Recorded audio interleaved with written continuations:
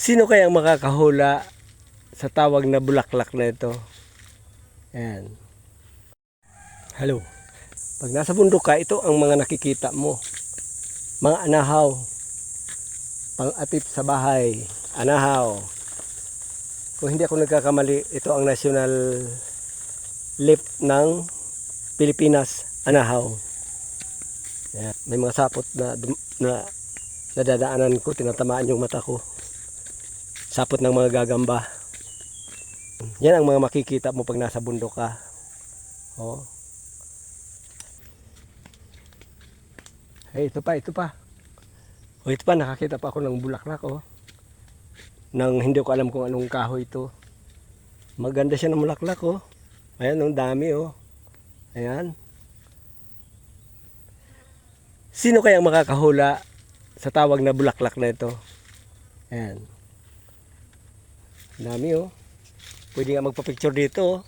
Yan, oh. Ayan, ang gaganda ng bulaklak. Anong kahoy kaya ito?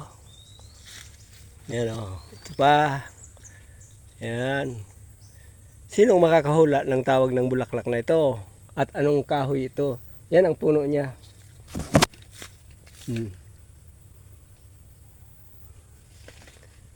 Yan. Daming bulaklak, oh. Ng kahoy na ito. Yun pa. Okay. Bye-bye, bulaklak. Ayan, oh. Yan. Mahaba-habang lakaran ito. Medyo malayo ang pinuntahan ko.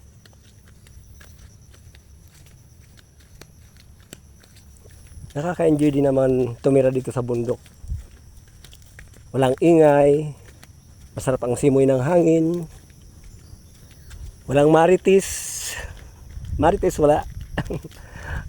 Mga kapitbahay mo malalayo.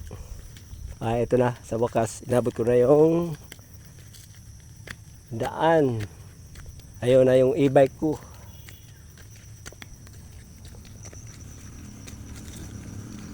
Ito, tatabi tayo, may dadaan scooter. Si Manman kay scooter. Saka yan, mayroon pang isa.